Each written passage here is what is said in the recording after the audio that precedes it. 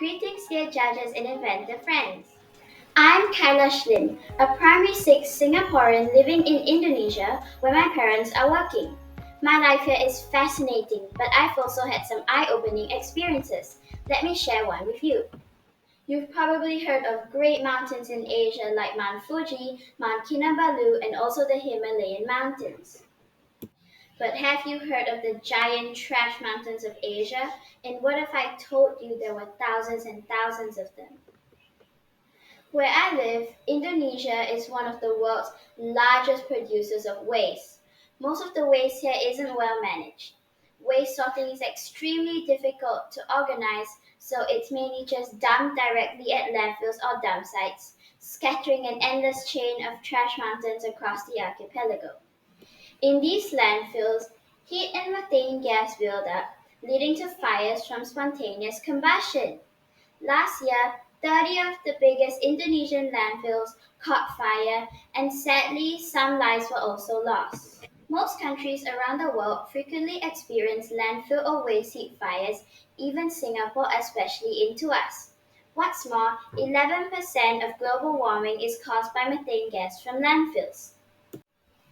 An hour from my home, the massive 32-hectare Suwon landfill caught fire again last year. I witnessed it myself, seeing the gigantic flame towers, and the smoke was so thick I could hardly breathe. The fires lasted for weeks and took millions of dollars to put out. This distressing real life experience made me question what actually causes landfill fires.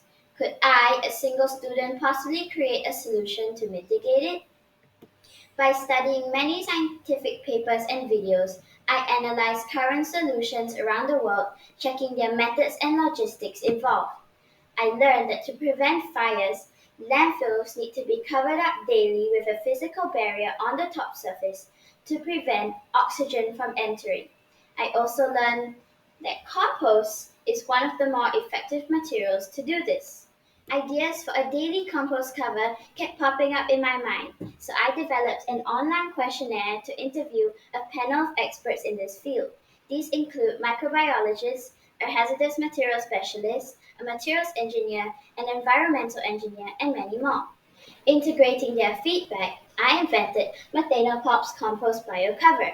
Basically, it's a compost material for covering landfills every day that prevents heat, methane, and fire. MethanoPops works in three ways. It's an oxygen barrier, a bioinoculant, and also an antimicrobial. Firstly, it acts as a physical barrier to stop oxygen from entering the landfill, hence reducing heat. It's strategically formulated with particles of three different densities to ensure maximum coverage so that oxygen is blocked off. Secondly, MethanoPops actually removes methane from landfills. How? You might ask.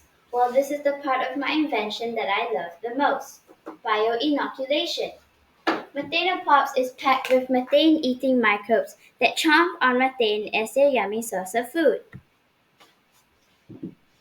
Introducing these methanotroph microbes is like vaccinating the landfill with methane vacuum cleaners. The third action of MethanoPops is antimicrobial. I discovered that the methanogen bacteria, which makes methane, is actually sensitive to a plant chemical called tannin. So I included cassava plants containing a high concentration of tannin to control these methanogens. I developed my formulation by checking scientific papers about the performance of other cover materials. However, so far, none of the scientists combine materials in the way that I have. These are the six simple materials in my invention: pig manure, calcium phosphate, chicken manure, cassava leaves, rice field soil and husk, and sandy loam. I managed to procure almost all the ingredients from just one neighbor's farm because most rice farmers keep pigs, chickens, and grow cassava too. So it's a single origin formula that's extra income for farmers. The ingredients were so easy to process even by hand. My low tech method makes it an easy task for any villager, plus, it has a super low carbon footprint. Prototype 1 was my original sandy form of compost. I found that it had problems. It was a very light and flaky material that allowed airflow. When I tested it on a small model of a landfill, it had a lot of slippage over the different angled surfaces of the waste. To block oxygen, I needed to make the compost heavier and denser to sit stably on top of the waste. Immediately, making a pellet version came into my mind. I moved to prototype 2 by just adding water to prototype 1 and pushing it through a hand operated pelleting machine. After sun drying for 2 days, the pellets were rigid enough to form solid shapes. They were heavy and dense and stayed put firmly on the bin surface. However, the elongated fixed shape of the pellets left gaps and surface areas exposed. I tried to solve this in prototype 3 by adding the sandy prototype to the pellets to fill the gaps. Mixing both prototypes together gave complete coverage with no gaps. But next, I realized it's challenging to source for enough volume of biological materials to cover the vast surface of landfills. So I adjusted the formula one last time by adding fine particulate sandy loam as a bulk filler. The result, a big increase in volume. It had a strong physical barrier with complete coverage. In the end, it was a tri-action, tri-density formula that performed superbly. Now let's talk about how small beings like MethanoPops or humans can make a big impact. The farmers in my village were so excited to help me harvest materials. That's because MethanoPops uses the useless. I approached farmers to sell me their previously useless byproducts like pig poo, cassava leaves, and rice roots, which now have economic value at no cost. This sustainable sideline is extra profit for farmers still within their own business. But in my vision, I believe MethanoPops has even deeper potential to drive sustainability and social change to the next level. I would do this through a sister system of low tech and high tech industries. Firstly, I'd set up low tech cottage factories in farmlands to produce MethanoPops for landfills. We'll be creating jobs, upskilling villagers, and empowering rural communities.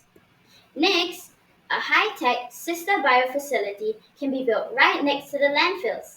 Here, residual methane from the landfill can be channeled to a biotech lab where we'll cultivate methanotrough microbes for making high-value biotech products like biofuel, biocompounds, and even bioplastic. These next-level innovations have high market value in commercial industries, and they can also go back for use in my MethanoPops cottage factory or other farmlands.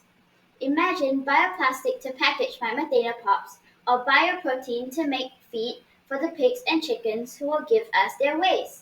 So, voila! We'll achieve the sustainable dream of a circular economy. But in my heart, the best outcome of this facility will be to provide employment alternatives to landfill scavengers right in their landfill slum. We can rehabilitate and upskill them to work here, uplifting them from living in the last mile and unshackling them from the evil grasp of landfill street bosses. Please find out about all the other benefits of MethanoPops at my project booth, especially the benefits that protect the environment. I would love to collaborate with a government organization or private enterprise to develop my invention. What's the first thing I'll do? Well, experts highlighted the need for lab and field testing, so I'm excited to continue with that. Remember, you too can make an impact in this global concern. Let's all believe in the big power of small beings. Thank you, everyone, especially my IDE mentors. And a special thanks to my little sister for helping me with some prep.